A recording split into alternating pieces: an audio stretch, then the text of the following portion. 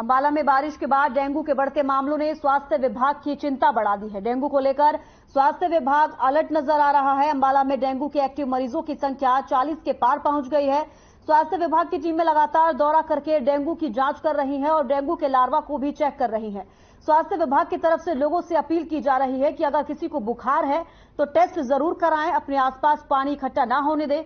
अगर किसी जगह पानी इकट्ठा हो रहा है तो उसमें तेल डाल दें ताकि मच्छर ना पनप पाए। घर घर जाकर स्वास्थ्य विभाग की टीमें चेक कर रही हैं। अगर किसी घर से डेंगू का लार्वा मिलता है तो उनको नोटिस भी दिया जा रहा है। स्वास्थ्य विभाग के सीएमओ डॉक्टर कुलदीप सिंह की माने तो उन्हें पूरा अधिकार है कि अगर नोटिस देने के बाद भी किसी के घर में डेंगू का लार्वा मिलता है तो उनके खिलाफ कार्रवाई की जाएगी और उनको जुर्माना भी दिया जाएगा। जुर्माना भी उनको करना पड़ेगा। उन्होंने बताया कि जुर्माने के बाद भी अगर डेंगू का लार्वा मिलता है तो उसमें धारा 188 के तहत मुकदमा दर्ज करके 6 महीने से 2 साल की सजा का प्रावधान रखा गया है। उन्होंने बताया कि अगर लोग अब भी जागरूक नहीं हुए तो यह आंकड़ा और भी ज्यादा बढ़ सकता है।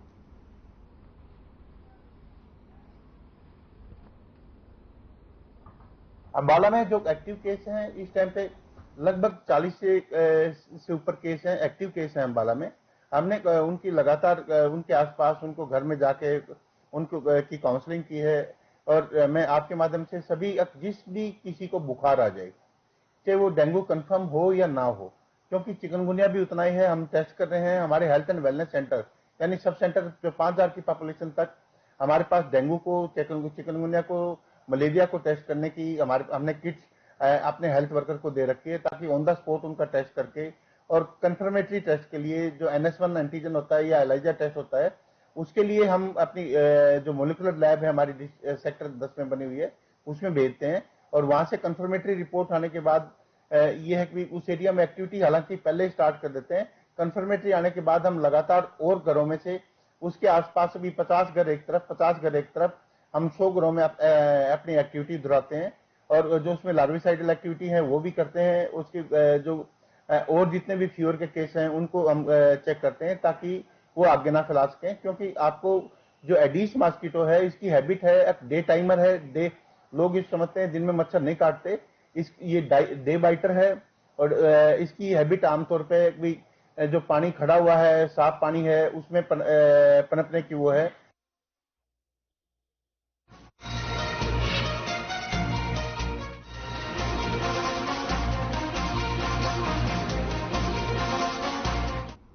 हरियाणा के कई जिलों में डेंगू का कहर लगातार जारी है। यमुनानगर में भी लगभग सभी निजी और सरकारी अस्पतालों में भी भारी संख्या में डेंगू और चिकनगुनिया के मरीज मौजूद हैं। यमुनानगर में जहां डेंगू के 190 केस पॉजिटिव है तो वहीं और चिकनगुनिया के 110 मामले सामने आ चुके हैं। कई घरों में डेंगू का लार्वा मिला है जिसके बाद 7646 लोगों को नोटिस दिए गए हैं। इसके बावजूद लोग जागरूक नहीं हैं।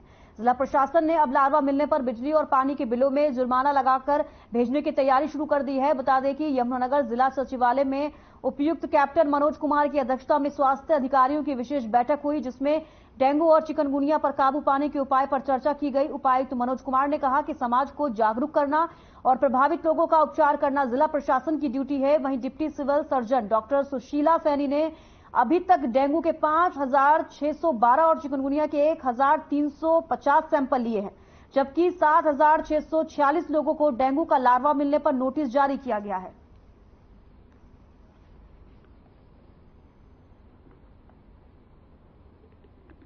तक हमारे पास 189 पॉजिटिव पेशेंट आ चुके हैं डेंगू के और 110 पेशेंट हमारे चिकनगुनिया के हैं। सैंपलिंग हमारी 5612 डेंगू की हो चुकी है और 1350 के करीब चिकनगुनिया की सैंपलिंग हो चुकी है। नोटिस भी दिए हमने, जहां लार्वा मिला है वहां 7646 नोटिस कल तक की डेट के दे चुके हैं हम। वही बातें हैं जो हमेशा दोहराई जाती हैं, पिछले 50वें बरस से आप लोग सुन रहे होंगे और मैं आपके माध्यम से अब मीटिंग तो हम कर चुके, ये बात कहां तक पहुंचेगी आई डो नॉट नो। तो अब चूंकि आप भी हो, एक बड़ा सशक्त माध्यम है ये मीडिया, चाहे वो प्रिंट है चाहे इलेक्ट्रॉनिक है, तो लोगों को जागरूक करने में आप भी बढ़ चढ़ के योगदान दें। बेसिकली कोई बहुत लंबी चौड़ी साइंटिफिक बातें इसमें नहीं है, बात केवल इतनी है कि आसपास साफ सफाई रखें।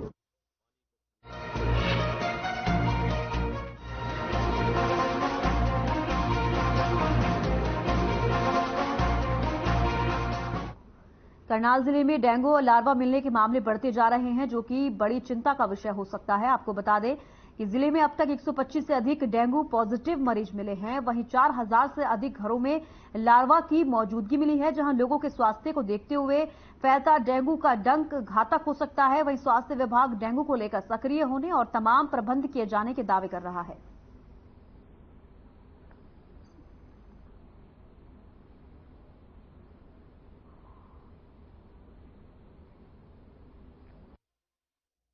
अभी हमारे पास 4 पेशेंट एडमिट थे, उनमें से एक को रेफर कर दिया गया है, एक अभी एडमिट है, 2 अभी अंडर प्रोसेस ऑफ डिस्चार्ज है। बाकी अभी कोई और सस्पेक्टेड केस अभी एडमिट नहीं है, तो अंडर कंट्रोल है स्थिति। तो रूटीन में रोजाना कितने पेशेंट ऐसे आ रहे हैं जिनको टेस्ट की जरूरत पड़ती है और कितना पॉजिटिविटी रेट है? 60-70 पेशेंट रोज के आ जाते हैं, जिनका हम मतलब सस्पेक्टेड होते हैं, जिनको हम ओपीडी बेस पर ट्रीट करते हैं, टेस्ट करवाते हैं। और एडमिशन तो जैसे मैंने आपको बताया कि रिसेंटली अभी 4 पेशेंट एडमिट थे। हमारे पास 12 बेड हैं अवेलेबल, जिनमें 6 हमने कंफर्म केसेस के रखे हुए हैं और 6 सस्पेक्टेड केसेस के रखे हुए हैं। देखिए, अगर डेंगू की बात की जाए तो हरियाणा के बाकी जिलों के कंपैरिजन में हमारे जो करनाल जिला है उसमें अभी तक कल 11 तारीख तक सिर्फ 124 जो डेंगू के केसेस पॉजिटिव आए हैं। और डेंगू के लिए हमारे स्वास्थ्य विभाग की टीमें 160 टीमें, जिसमें 10 टीम हमारी अर्बन एरिया में और 150 टीमें हमारी ग्रामीण क्षेत्र में डेंगू को लेकर लोगों को निरंतर जागरूक कर रही हैं। और समय समय पे जो भी केस जो जैसे डिटेक्ट होता है तो केस के अकॉर्डिंगली केस के हिसाब से जो फॉगिंग का कार्य भी करवाया जा रहा है।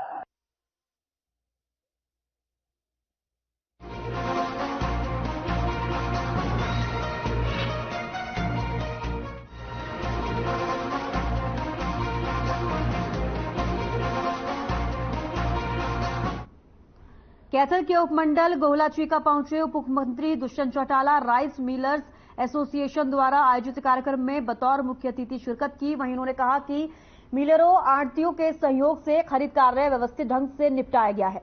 किसानों को समय से पेमेंट किए जाएंगे, आढ़त भी तय समय अनुसार दिया जाएगा। प्रदेश में मिलर्स की संख्या 800 से बढ़कर 1600 हुई है।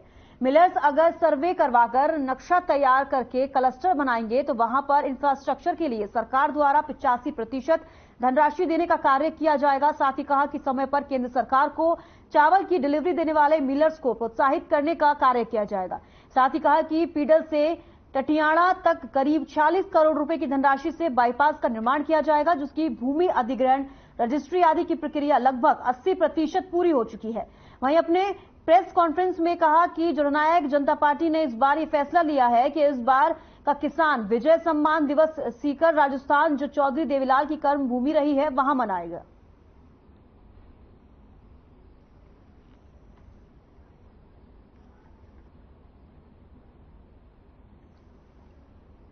मैं आपको एक चीज बोल दूं, लेट लतीफी ना मेरी है ना किसी विधायक की।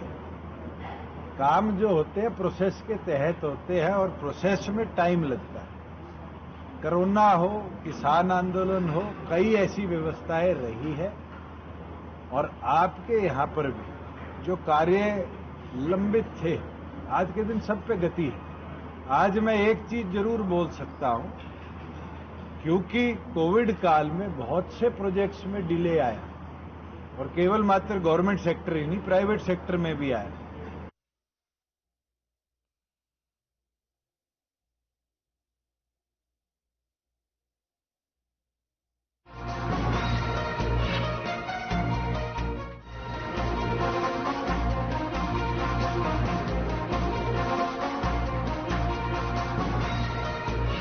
दयालु योजना के उनके लगभग 22 करोड़ रुपए खाते में एक पर चर्चा कराते हैं, तो बात से ना आपने सारे इकट्ठे करा दिए उनको चाहिए, एक करते उसके ऊपर चलता है, एक करते उस पर चलता है।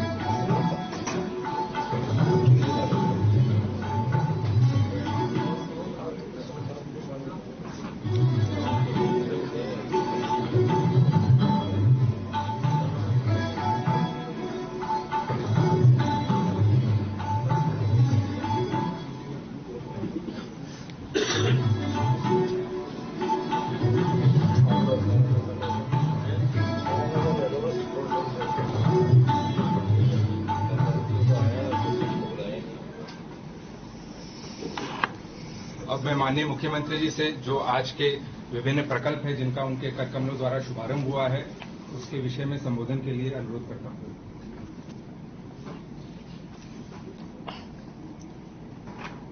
मित्रों, वैसे तो अच्छा होता है एक एक पोर्टल के 7 विषय में बताता तो ज्यादा अच्छा होता, लेकिन फिर भी चूंकि सारे एक साथ लॉन्च हो गए हैं तो इसमें एक एक की जो जानकारी आपको इसलिए बता रहा हूं कि हर एक पोर्टल का एक अपना महत्व है। और मैं प्रारंभ में ही धन्यवाद करना चाहूंगा अपने पूर्व मुख्यमंत्री भूपेंद्र सिंह हुड्डा जी का कि जिन्होंने ये एक संज्ञा दी है कि ये पोर्टल की सरकार है। मुझे गर्व है इस बात को सुनने में भी कि पोर्टल की सरकार है और लगातार हम नए नए पोर्टल जन सुविधा के लिए लाते रहेंगे। और मैं उनसे अपेक्षा भी करता हूं कि इस विषय को चुनाव के आखिरी समय तक छोड़े नहीं, ताकि जनता इसको जान सके कि पोर्टल का कितना उपयोग है। और ये पोर्टल को समाप्त करने की बात करेंगे तो जनता इनको समाप्त कर देगी, ऐसा मेरा पक्का विश्वास है। तो उस नाते से जैसे एक विषय आया था कि गरीबों की आवास की योजना, प्रधानमंत्री जी ने प्रधानमंत्री आवास योजना के अंतर्गत एक बहुत बड़ा अभियान सारे देश में चलाया हुआ है। हमने भी प्रधानमंत्री आवास योजना शहरी और प्रधानमंत्री आवास योजना ग्रामीण, इसके अभी तक 60,000 आवास या तो उनको पैसा मिल चुका है जो अपने आप बना रहे हैं, जो हमने बना करके देने थे उसकी चाबियां भी उनको दी गई हैं। कुछ उसमें से 12-13 हजार ऐसे जो अंडर कंस्ट्रक्शन है, निर्माणाधीन है, जैसा ही वो तैयार हो जाएंगे उनको वो दे दिए जाएंगे।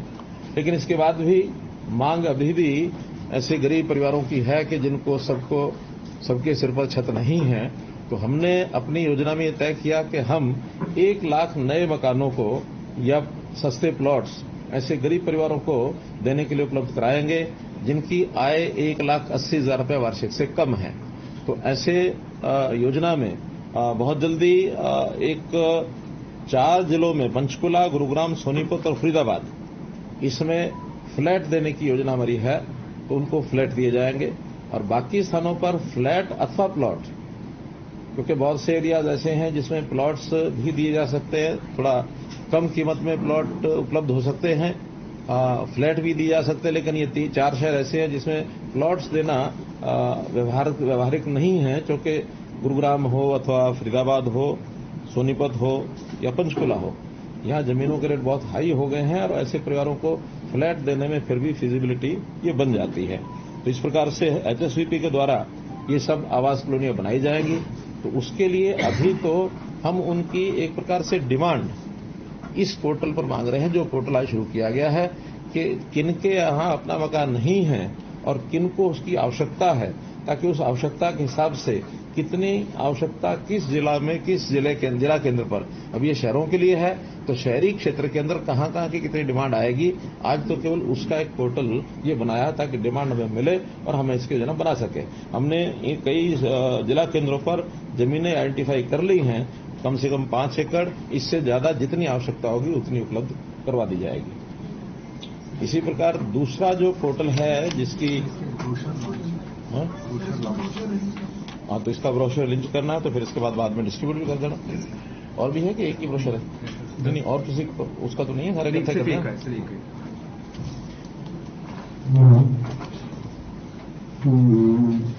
मुख्यमंत्री शहरी आवास योजना, इसका एक ब्रोशर भी बना करके हम डिस्ट्रीब्यूट कर रहे हैं ताकि पूरी योजना ये लोगों को ध्यान में आ सके।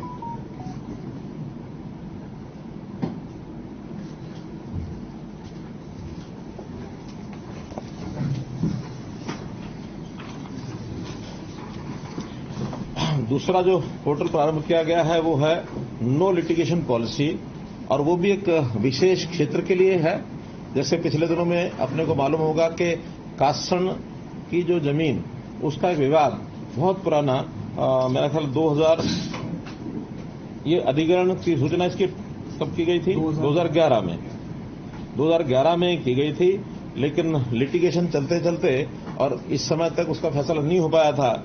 अब लास्ट जो सुप्रीम कोर्ट के निर्णय के हिसाब से उन्होंने कहा कि एक पॉलिसी बना करके और इनको ये जमीन जो अधिग्रहण है वो तो फाइनल हो गया था, लेकिन आंदोलन भी था और हमें भी लगा कि उस समय के रेट्स 2011 के रेट्स और आज के रेट्स में बहुत बड़ा अंतर है। तो हमने एक नई नो लिटिगेशन पॉलिसी अपनी कैबिनेट में पास की है। उसके हिसाब से उसका एक पोर्टल बनाया है कि वो लोग जो इस पॉलिसी को अडॉप्ट करके इसमें आ जाएंगे उनको इसका लाभ मिल जाएगा। और अभी प्रारंभ में 3 महीने का समय रखा है कि 3 महीने ये जो पोर्टल खुला रहेगा उस समय तक इसके सारे लाभ वो ले सकते हैं। लाभ के हिसाब से पहला ये है कि ये नो लिटिगेशन पॉलिसी है। जो इस पर आएगा वो आगे कहीं कोर्ट में दोबारा उसको चुनौती नहीं देगा और किसी प्रकार की मुआवजा राशि में वृद्धि की मांग नहीं करेगा। हालांकि वो सुप्रीम कोर्ट के हिसाब से कर भी नहीं सकते, फिर भी हमने कंडीशन रखी कि इसमें जो आएगा वो इन बातों को ध्यान में रख करके आएगा। और अगर पहले कहीं इस भूमि के नाते से कोई मामले लंबित हैं उनको वो वापस लेगा ताकि आगे इस मामले को लिटिगेशन को समाप्त कर सके। इसमें जो उनको सुविधाएं दी गई हैं, जो राशि एज पर अवार्ड लगभग 90-92 लाख रुपए पर एकड़ है, एक तो वो मिलेगी उनको और 1 एकड़ के बदले 1000 स्क्वायर मीटर का एक प्लॉट भी उनको मिलेगा। विकसित जो क्षेत्र है उसके अंदर ये आवासीय प्लॉट उनको ये मिलेगा। और उसमें जब भी पहली फ्लोटेशन हो जाएगी उस एरिया को डेवलप करने के बाद उस समय ही वो प्लॉट उनको दे दिया जाएगा। उस प्लॉट की जो कीमत है इस समय जो फ्लोटिंग का जो टाइम होगा उस टाइम पर उनका जो रेट है उनसे वो लिया जाएगा। इसका तो रेट जो है हमारा निर्धारण उस समय होगा जब ये हम फ्लोट करेंगे। और लेकिन उसमें भी उनका हमने रेट बाईबैक का नहीं, लेकिन रेट भी कम रखा था जो हमारा कलेक्ट रेट के हिसाब से जो कैलकुलेट होगा, जो अधिग्रहण रेट के हिसाब से जो कैलकुलेट होगा उतना ही रेट उनसे वो लिया जाएगा। और बाद में उस प्लॉट को वो बेचेंगे जब भी प्लॉट वो बेचने के लिए स्वतंत्र होंगे। यदि उनको लगता है कि हमें प्लॉट बेचना नहीं है तो उसको एक निश्चित राशि के ऊपर बायबैक भी कर लिया जाएगा ताकि एक निश्चित लाभ उनको मिल सके। इस सारी प्रक्रिया में पहला अनुमान हमारा ये है कि उनको प्रति एकड़ लगभग 2,70,00,000 रुपया की वैल्यू उनको मिल सकेगी। जो 92 लाख रुपया है उसकी बजाय 2,70,00,000 रुपया उनको ये मिल सकेगा। मार्केट के ऊपर डिपेंड करता है। अगर उनका प्लॉट और महंगा बिकता है, जो हमारा रेट है जिसे हम बायबैक करेंगे उसके भी कुछ पैरामीटर्स हैं और उससे अगर ऊपर मार्केटेड निश्चित रूप से जाएगा ही ऊपर, क्योंकि आज भी मार्केट में काफी महंगे हैं प्लॉट और वो अगर बेचते हैं तो उसका और 50 लाख 1 करोड़ एकड़ भी उनको ज्यादा मिल सकता है। प्लॉट का जो साइज होगा आवासीय प्लॉट 100 वर्ग मीटर 150 वर्ग मीटर या उसके मल्टीपल्स में, जितना शेयर जिसका होगा उसके मल्टीपल्स में 100 वर्ग मीटर या 150 वर्ग मीटर के हिसाब से प्लॉट ले पाएगा। उसमें यदि 10% का अंतर है, छोटा बड़ा अगर उनका हिस्सा कम ज्यादा आता है तो वो उस कीमत के हिसाब से लेन देन किया जा सकेगा। अगर उनका प्लॉट कम बनता है, प्लॉट पूरा उनको लेना है साइज का, तो वो 10% उसका पैसा और दे देगा। अगर उनका प्लॉट ज्यादा बनता है शेयर, प्लॉट छोटा है तो उसका पैसा उनको लौटा दिया जाएगा। तो ऐसा उसका भी एक सिस्टम बनाया ताकि उनको कठिनाई न आए। 33 वर्ष के लिए उनको प्रति एकड़ 21,000 रुपया जो वार्षिक एक भुगतान दिया जाता है उसको एन्युटी, तो एन्युटी के 33 साल तक वो उसके भी हकदार होंगे प्रति एकड़ 21,000 रुपया। तो ऐसी कुछ जो चीजें हैं उसमें हमें कुछ को सर्टिफिकेट देंगे, यानी जो प्लॉट नहीं लेना चाहता उनको सर्टिफिकेट है। सर शुरू में तो सभी को एक लैंड एंटाइटलमेंट सर्टिफिकेट मिलेगा क्योंकि प्लॉट को 2 साल बाद क्योंकि जब क्षेत्र विकसित हो जाएगा तब मिलेगा। उससे पहले अभी तुरंत उसको जैसे ही वो ऑप्ट करेगा उसको एक सर्टिफिकेट मिल जाएगा और वो सर्टिफिकेट भी बेच सकेगा, किसी को भी वो हस्तांतरण कर सकता है। जो भी कीमत वो बेचना चाहे बेच सकता है। फिर जिसके पास वो सर्टिफिकेट जाएगा वो उसका आगे हकदार हो जाएगा उस प्लॉट का। ये तो अभी जैसे ही लॉन्च करेंगे उसके विद इन ए मंथ उनको हम सर्टिफिकेट दे देंगे। सारे अपने क्वेश्चन लिख लें हर एक सभी, क्योंकि 6-7 पोर्टल हैं तो उसका समय लग जाएगा। एक योजना हमने पहले समाचार पत्रों में जो दी है दयालु योजना, तो उस दयालु योजना में हमने उसकी पहले सारी योजना तो बता ही दी है कि उसमें जिन परिवारों के, गरीब परिवारों के किसी भी परिवार के सदस्य की जिसकी आयु 6 वर्ष से लेकर के 60 वर्ष तक है, मृत्यु होने पर एक निश्चित राशि उनको दी जाएगी। और वो निश्चित राशि का स्लैब है, मैं बता देता हूं। लेकिन अगर और किसी प्रकार का लाभ मृत्यु के बाद उसको मिलता है तो वो उसमें एडजस्ट हो जाएगा। जो राशि घोषित की गई है, इससे ज्यादा कहीं से राशि मिलती है तो ये नहीं मिलेगी। अगर इससे कम मिलती है तो एडजस्ट करके जो डिफरेंस है वो उनको दिया जाएगा। लेकिन जो राशि मैं बता रहा हूं उतनी न्यूनतम उसको पूरी कर दी जाएगी। 6 वर्ष से लेकर 12 वर्ष तक का अगर कोई बच्चा है, उसकी डेथ होती है किसी भी कारण से, तो उसको 1 लाख रुपए का एक सहायता राशि परिवार को मिलेगी। इसी प्रकार 12 वर्ष से अधिक और 18 वर्ष तक 2 लाख रुपए, 18 वर्ष से अधिक और 25 वर्ष तक उसको 3 लाख रुपए, 25 वर्ष से अधिक और 45 वर्ष तक 5 लाख रुपए अधिकतम ये राशि है। क्योंकि हम मानते हैं कि 25 साल से लेकर और 45 साल के बीच में ही जो व्यक्ति होता है वो मुख्य रूप से परिवार का पालक वही होता है। आय के साधन उसी के कारण से बने होते हैं और इस आयु वर्ग का अगर व्यक्ति को चला जाता है तो उसके कारण से उसको जो एक सांत्वना देने के लिए ये राशि उसको दी जाएगी। और 45 से 60 वर्ष तक 3 लाख रुपए। इसमें कई प्रकार के और भी प्रावधान हैं, यानी किसी का इंश्योरेंस हुआ तो भी उसको कंसिडरेशन में करेंगे, या किसी का जैसे जीवन ज्योति बीमा योजना है, सड़क दुर्घटना बीमा योजना है, उसमें 2 लाख रुपए की योजनाएं हैं, या कोई हमारी स्कीमें हैं, मानो किसान की अलग बनी हुई है या लेबर की अलग बनी हुई है। तो किसी भी डिपार्टमेंट की योजना से जो लाभ मिलने वाला है वो इस 5 लाख के अंदर शामिल करके जो कम होगा उसको दिया जाएगा। तो आज ऐसे 563 लाभ पात्रों को ये जो हमने पहले एक बार दी है उसके समेत है। हमने दी थी अबाउट 2-1 महीने पहले, और उस समय 250 के आसपास की दी थी। और ये सर 5 और है उसके बाद की। तो इस पोर्टल के साथ हमने 200 कुछ पहले दिए है और 563 लाभ पात्रों को आज 21 करोड़ 38 लाख ये राशि जो है आज इसमें अब इस पोर्टल के साथ ही वो रिलीज कर दी गई है। उनके बैंक्स में ये सब चली जाएगी। परिवार पहचान पत्र की बहुत चर्चा पहले होती रही है। परिवार पहचान पत्र वास्तव में एक ऐसा एक विषय बन चुका है जो गरीब परिवार के लिए घर बैठे उसकी सुविधाएं ये देता है। 397 योजनाएं और सेवाएं इसके साथ जोड़ी जा चुकी हैं कि जो भी सत्यापित जितने भी उन परिवारों की जानकारी है उसके हिसाब से उनको सब चीजें देते हैं। जैसे अभी तक जो हमारा बैकवर्ड क्लास सर्टिफिकेट था वो पीपीपी में सत्यापित जाति और जाति की श्रेणी के आधार पर उसको प्रोएक्टिव तरीके से ये पहले जारी किए जा चुके हैं। लेकिन एक केंद्र सरकार की आवश्यकता में ओबीसी का अलग से एक प्रमाण पत्र होता है। ये हमारा बीसी का प्रमाण पत्र है, वो मिलता है जिसकी आय 6 लाख रुपया वार्षिक से कम है, जो एक लगी हुई है क्रीमी लेयर। लेकिन केंद्र सरकार की ओर से वो क्रीमी लेयर 8 लाख रुपया है। तो अगर केंद्र सरकार की ओर से उनको चाहिए तो ओबीसी प्रमाण पत्र 8 लाख से नीचे है तो उनको जारी किया जाएगा। वो पोर्टल जो है आज जिसको हमने लॉन्च किया है, अभी तक इन सब तरह के जो प्रमाण पत्र दिए जा चुके हैं उसमें कुछ मैं संख्या बता देता हूं। पिछड़ा वर्ग के लिए 4,76,000 प्रमाण पत्र अभी तक दिए जा चुके हैं। अनुसूचित जाति के 7,04,000 अनुसूचित जाति प्रमाण पत्र ये इशू किए जा चुके हैं।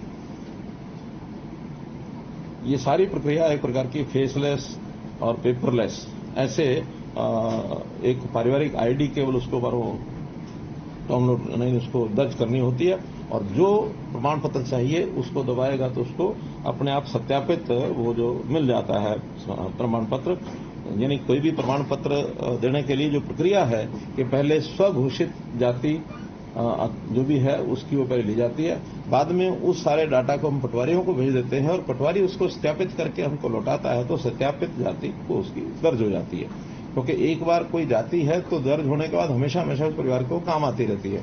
ऐसा पहले हर व्यक्ति हर चीज के लिए अलग से प्रमाण पत्र बनवाता था। आज पूरे परिवार की जो एक सर्टिफिकेट है वो परिवार के किसी भी सदस्यों को वही सर्टिफिकेट जाके कहीं उपयोग करना है तो वो काम आ जाएगा। इसमें चाहे वो एससी है, बीसी है, डीएनटी है, टपरीवास है, तो ये सब उसके अंदर आती हैं। सामाजिक सुरक्षा पेंशन को भी हमने इसमें जोड़ा है। जो ओल्ड एज पेंशन है वो प्रोएक्टिव मोड में अब 60 साल का व्यक्ति होता है तो कोई भी जो डिपार्टमेंट का एक कर्मचारी साइन करा करके लेके आता है और उसके विदिन ए मंथ उसकी जो ओल्ड एज पेंशन है मंजूर होकर के और उसके घर पहुंचने शुरू हो जाती है। 1,07,000 वृद्धजनों का और 13,000 दिव्यांगजनों का घर बैठे पेंशन का प्रावधान ये मतलब हम दी जा चुकी है अभी तक। तो एक बड़ी सेवा और ये लोगों की हुई है। इसी प्रकार पिछले 2011 के बाद राशन कार्ड हमारे इससे पहले कब बने थे? 2011 का जो डाटा एससीसीसी डाटा के आधार पर ही बना था। उसके बाद बीच बीच में इक्का दुक्का जरूर बनते रहे होंगे, जिसका सर्टिफिकेट बन गया आ गया, वरना बड़ी संख्या में लोग जो पात्र थे उनके राशन कार्ड नहीं बन रहे थे। हमने आते ही जनवरी 2023 में अभी जब ये सारा सिस्टम इंटैक्ट हुआ तो 12.5 लाख नए राशन कार्ड बनाए हैं। हाँ, जो पात्र नहीं थे उनके काटे भी थे। ये विषय हमारी चर्चा में पहले आ चुका है। तो इस प्रकार से कुल अब 35 लाख राशन कार्ड जो है बीपीएल लोगों के ये बने हुए हैं। 56,46,000 चिरायु कार्ड जो आयुष्मान कार्डों के अलावा जो आयुष्मान चिरायु दोनों मिला के अब 86 लाख कार्ड ये वितरित किए जा चुके हैं। कुल पात्रता है 1,40 लाख लोगों की। बाकी अब धीरे धीरे कार्ड वितरित हो रहे हैं, लेकिन पात्रता होने के बाद कार्ड नहीं भी है, आवश्यकता पड़ने पर अस्पताल में वो अपना आईडी फैमिली आईडी बता करके उसका लाभ अभी भी उठा सकता है। ऐसा नहीं कि कार्ड नहीं मिला तो वो ले नहीं सकता। थोड़ा इतना ही उसकी जानकारी होनी चाहिए कि 180 से नीचे अगर उसका फैमिली आईडी में इनकम है तो जाके दर्ज कराएगा तो अपने आप उसको वो लाभ मिलता रहेगा। अलग से जो एक योजना बनाई हमने निरोगी हरियाणा,